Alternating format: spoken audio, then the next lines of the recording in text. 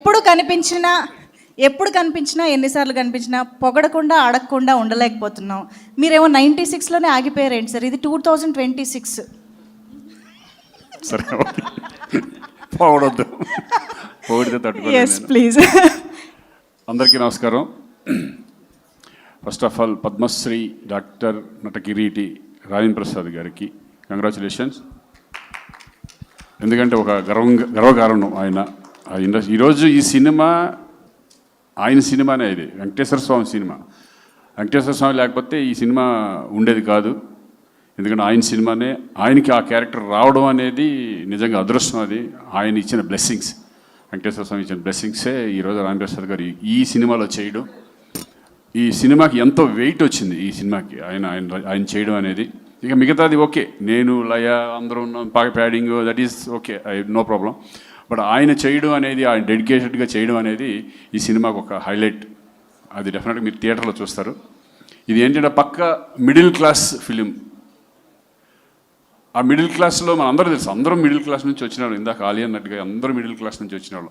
ఇప్పుడు ఈరోజు ఉన్న ప్రతి ధనవంతుడు కూడా అంతకుముందు వాళ్ళ నాన్న కానీ వాళ్ళ తాతలు కానీ వాళ్ళందరూ మిడిల్ క్లాస్ నుంచి వచ్చిన వాళ్ళు అయి ఉంటారు నాకు తెలిసి. సో ఒక మిడిల్ క్లాస్లో కష్టాలు ఎలా ఉంటాయి, పడే బాధలేంటి, అవన్నీ ఒక ఎంటర్టైన్మెంట్ వేలో చెప్పడం అనేది ఒక గొప్ప కళ. అది నాగేశ్వర రెడ్డి గొప్పతనం. ఎందుకంటే ఇది సీరియస్గా చెప్తే కనుక దాన్ని ఇక్కడ కూడా కష్టాలు ఏంటారా బాబు అనే పద్ధతిలోకి వెళ్ళిపోతాం. బట్ ఇదేంటంటే ఒక ఎంటర్టైన్మెంట్ వేలో ఒక వెంకటేశ్వర స్వామిని అంటే మనం ప్రతి ఒక్కళ్ళు లైఫ్లో కోరుకుంటాం. మన బాధలు వచ్చినప్పుడు ఎవరికి చెప్పుకుంటాం? గుడికి వెళ్తాం, నా బాధలు తీర్చమంటాం, ఏదో ఒక కోరుకుంటాం. అది జరిగితే నీకు ఇది ఇస్తాను, ఏదో ఒక లంచం వేసేలాగా మనం ఇచ్చేస్తూ ఉంటాం. సో ఆ భగవంతుడు మా కోరికలు కూడా ఉలిక్కిపడి లెగిసిపోయే కోరికలు కూడా ఉంటాయి దీంట్లో. అటువంటి ఎంటర్టైన్మెంట్ వేలో వెళ్ళే సబ్జెక్టు నిజంగా నాకు రావడం ఈ టైంలో థ్యాంక్స్ టు నాగేశ్వర రెడ్డి. ఎందుకంటే ఆ కథ రాగానే నేను గుర్తుకు రావడం, జీకే గారు అండ్ చందు గారు ప్రొడ్యూసర్స్ శ్రీకాంత్తోనే చేద్దామంటాం. నిజంగా ఈ సబ్జెక్ట్ రావడానికి కూడా నాకు చాలా లక్ ఈ టైంలో. ఎందుకంటే నేను ఈ టైప్ ఆఫ్ సినిమా చేస్తానో లేదని నాకు తెలియదు. అంటే అంతకుముందు చేసాం, చాలా సినిమాలు చేశాను కానీ, బట్ ఇప్పుడున్న టైంలో ఇటువంటి ఫిలిం నాకు చాలా కొత్తగా అనిపించింది. ఫస్ట్ ఒక 2 రోజులు, ఎన్ని రోజులు అయింది ఈ టైప్ ఆఫ్ సినిమా చేసి, ఈ డైలాగులు చెప్పి ఒక బాడీ లాంగ్వేజ్ కానీ ఇది కానీ అనేది చాలా ఎంజాయ్ చేశాను. ఈ సినిమా చేసినంతసేపు చాలా ఎంజాయ్ చేశాం. అది కాకుండా ఈ సినిమాలో ఉన్న ఆర్టిస్టులు ఎంతమంది, ఒకళ్ళు కాదు ఇది కాదు, ప్రతి ఒక్కళ్ళతో ఇదివరకు నేను స్క్రీన్ షేర్ చేసుకున్న సందర్భాలు ఉన్నాయి. బట్ అందరితో కలిపి మళ్ళీ ఈ సినిమాలో స్క్రీన్ షేర్ చేసుకోవడం, మళ్ళీ పాత రోజులు గుర్తు తెచ్చుకుంటూ, ఇక ఆలీ నేను ఎన్ని సినిమాలు ఎన్ని సంవత్సరాల అనుబంధం మా అందరికీ. అలాగే పృథ్వీ కానీ, రఘుబాబు, సునీల్, వీళ్ళందరూ కూడా, వెన్నెల కిషోర్, ఇటువంటి అంత ప్యాడింగ్ అనేది ఈ సినిమాకి చాలా చాలా చాలా హెల్ప్. ఈ సినిమా ప్రతి క్యారెక్టర్ కూడా. అలాగే నాగేశ్వర రెడ్డి దాంట్లో ఒక గొప్పతనం ఏంటంటే ప్రతి క్యారెక్టర్ను కూడా ఎలివేట్ అవుతుంది. బయటకు వచ్చిన తర్వాత ఆ సినిమాలో ఆ క్యారెక్టర్ హైలైట్ అవుతుంది. అలాగే ధనరాజ్ ఆ క్యారెక్టర్ ఫస్ట్ చూడంగానే నవ్వింది నేనే, నవ్వు వచ్చేసింది నాకు. ఆ డైలాగ్ చెప్పాలంటే ఆయన చూసి ఆయన పర్ఫార్మెన్స్ చూసి నాకు నవ్వు వచ్చేసేది. ఏంటో బాబు ఇది. ఎందుకంటే మనం రామారావు గారిని, కైకల్ సత్యనారాయణ గారిని, మోహన్ బాబు గారిని చూసిన తర్వాత నాకు తెలుసు, క్యారెక్టర్ తెలుసు, బట్ చూడగానే నవ్వు వచ్చేసేది నాకు. ఆ డైలాగ్లో కూడా చూడు 2 సార్లు వేసాం దెబ్బ నవ్వి. అంటే ఆ డైలాగులు కూడా అలాగ ఉన్నాయి. షుగర్ వచ్చిన ఎముడని, అది కాకుండా పక్కన దున్నపోతే అలా ఉంది అంటే దానికి కూడా షుగర్ వచ్చింది కాదన్నా, మజిల్ లాస్ అయింది. మీరు ఏడుకొండలు తిరిగి కిందకు వచ్చి పైకి వెళ్ళిన మజిల్ లాస్ అయింది. మీరు ఏడుకొండల వాడిని ఇక్కడ ఎవరో ఎముడని తిరుగుతున్నాడు అని చెప్తే మనకి బక్కేముడు బలిసినేముడు అని ఉండరు, ఒకడే ఎముడు. So funny. అంటే ఈ డైలాగ్స్ కూడా చాలా అద్భుతంగా డైలాగ్స్. రత్నబాబు, డైమండ్ రత్నబాబు ఇక్కడ లేడనుకుంటా, చాలా అద్భుతంగా రాశారు డైలాగ్స్ కూడా. సరదాగా వెళ్ళిపోయింది ఈ సినిమా. ఎప్పుడు ఎలా చేసాము అనేది ఒక సరదాగా వెళ్ళిపోయాము. మేము వెయిటింగ్ ఈగర్లీ 17th ఈ సినిమా థియేటర్లో రిలీజ్ అవబోతుంది. అలాగే ఈ సినిమాకి అద్భుతంగా మన అంజీ, నాకు అంతకుముందు కూడా మేము కలిసి చేసాం. ఆయన దీంట్లో పడ్డ కష్టం. ఎందుకంటే ఒక డైరెక్టర్కి ఒక కెమెరామెన్కి అనుబంధం ఉంటే మంచి మంచి సినిమాలు వచ్చే అవకాశం ఉంటుంది. మంచి మంచి ఫ్రేమ్స్ కానీ మమ్మల్ని బాగా చూపించే విధానం. నేనే కొంచెం లావుగా ఉన్నాను అనుకో, అదే ఎందుకు నాకు అర్థం అంటే పర్సనల్గా లావుగా ఉన్నాను. నేను అడిగా ఏంటి ఎక్కువ లావుగా ఉన్నట్టున్నాను అని, కానీ నిజంగా అది నాది ఏం కాదు. ఎందుకంటే ఆ టైంలో కొంచెం లావుగానే ఉన్నానులే. సో వెరీ హ్యాపీ అండి. ఇటువంటి ఫిలిం ఆదరిస్తారని ప్రేక్షకులందరూ, ఎందుకంటే చక్కగా ప్రతి ఒక్కళ్ళు కనెక్ట్ అవుతారు ఈ ఫిలింకి. మిస్టర్ మిడిల్ క్లాస్ అనే దానికి అందరూ కనెక్ట్ అయ్యే విధంగా ఈ ఫిలిం ఉండబోతుంది. అలాగే మా మ్యూజిక్ ఈరోజు నిజంగా చూస్తుంటే దడదడలాడిపోతుంది మొత్తం.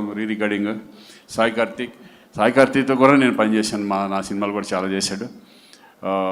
అలాగే అశోక్ కుమార్ గారు కానీ మా ఫ్రెండ్ అడి చిట్టిగడి అక్కడ ఉన్నాడా చిట్టి, వీళ్ళందరూ కూడా బ్రహ్మాండంగా అందరితో సరదాగా వెళ్ళిపోయింది. లయ లేదు ఈరోజు. నాకు మధ్యాహ్నం ఫోన్ చేసి అంటే రాలేకపోతున్నాను శ్రీకాంత్ గారు, నా తరపున కూడా మీరు చెప్పండి ఇట్లా ప్లీజ్ అని చెప్పేస్తే ఆవిడ కూడా ఈ సినిమాకి చాలా హెల్ప్. అంటే మీ ఇద్దరం చాలా స్వరాభిషేకం తర్వాత, అది నేషనల్ అవార్డ్ ఫిల్మ్, స్వరాభిషేకం తర్వాత మళ్ళీ కాంబినేషన్తో చేయడం లయ ఆఫ్టర్ కమ్ బ్యాక్ పర్ఫెక్ట్గా సూట్ అయింది. అందరి క్యారెక్టర్లు పర్ఫెక్ట్గా సూట్ అయినాయి. అలాగే మెయిన్ ఇంపార్టెంట్ ఏంటంటే ప్రొడ్యూసర్స్.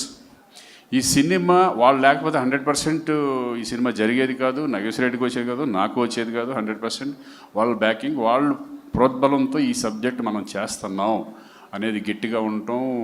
జీకే గారు, గంగుల కమలాకర్ గారు, అలాగే చందు గారు. ఆయన తిట్టుకున్నా పర్లేదు, నేను చెప్పాల్సిందే. కరీంనగర్ ఆయన అన్న కదా మరి, అంటే ఇంకొక గంగుల కమలాకర్లు ఉన్నారా? ఓహో ఆయన వేరా, సరే ఓకే. ఎనీవే జీకే గారు థ్యాంక్ యూ వెరీ మచ్. ఎందుకంటే మీ ప్యాషన్ మాకు తెలుసు. సినిమా మీద మీకు చాలా ఏ సీన్ ఎలా ఉండదు మీరే చెప్పేసేవాళ్ళు మాకు. సో ఇంకా మీ ప్రొడక్షన్ దగ్గర నుంచి చందు గారు ఇంకా మంచి మంచి సినిమాలు రావాలని నేను మనస్ఫూర్తిగా కోరుకుంటున్నాను. నాగేశ్వరరెడ్డి డెఫినెట్గా హోప్ మనం మళ్ళీ మంచి మంచి సినిమాలు చేద్దాం. ముందు మంచి ఎంటర్టైన్మెంట్ మూవీస్ తీసుకురా. డెఫినెట్గా ఆడియన్స్ మంచి సినిమాలు ఎప్పుడు కూడా నాకు నమ్మకం ఏంటంటే ప్రేక్షకులు ఆదరిస్తారు. 100% ఎంటర్టైన్మెంట్ మూవీస్ ఈ మధ్య బాగా తక్కువ ఉన్నాయి కాబట్టి అనిల్ రావుపూడి అంటున్నారు, మళ్ళీ ఒక F2లు, శంకర్ వరప్రసాద్లు ఈ టైప్లో ఆడియన్స్ ప్రూవ్ చేశారు. ఒక ఎంటర్టైన్మెంట్ మూవీ డెఫినెట్గా మళ్ళీ చూస్తారని నమ్మకం మా అందరికీ ఉంది. Thank you. జూలై 17th ప్రేక్షకులు అందరూ థియేటర్లో చూడాలి, దీన్ని ఆదరించాలని మనం కోరుకుంటున్నాను. Thank you very much. Thank you so much Srikanth గారు. థ్యాంక్ యూ నాగేశ్వరరెడ్డి గారి మార్క్లో మీ టైమింగ్తో, మీ అందరి టైమింగ్తో మేమందరం బిగ్ ఫన్ని ఎంజాయ్ చేయడానికి రెడీ అయిపోయాము 17th జూలై.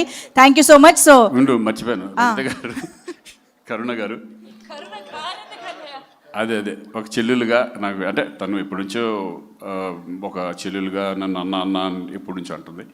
తను కూడా వండర్ఫుల్ ఆర్టిస్ట్. తను ఈ సినిమాలో ఒక చెల్లెలుగా చేయడం. అలాగే భూపాల్ ఒక బావ, ఏ బావో తెలియట్లేదు అది.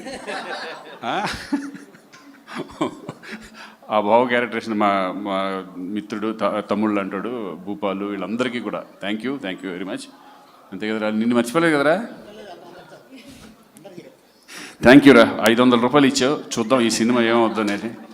హిట్ కొట్టాలని మనస్ఫూర్తిగా కోరుకుందాం. ఆ వెంకటేశ్వరస్వామికి కుబేరుడు అప్పిచ్చినట్టు నీకు నేను ఇచ్చా. ఒరే ఇంకా జీవితాంతం నీకు అప్పులు నేను అప్పు తీస్తాను. ఒక పని చేస్తాను రోయ్, నువ్వు ఇచ్చింది నా దగ్గర పెట్టుకుంటా, ఇంకోటి తీసి నీకు ఇచ్చేస్తా చెల్లు. Thank you so much Srikanth గారు. Thank you very much. So ఇప్పుడు బిగ్ ఫన్ అని ఉంది పోస్టర్ పైన. సినిమా రిలీజ్ తర్వాత బిగ్ హిట్గా మారి మళ్ళీ సెలబ్రేషన్స్ చేసుకోవాలి అని మనస్ఫూర్తిగా కోరుకుంటూ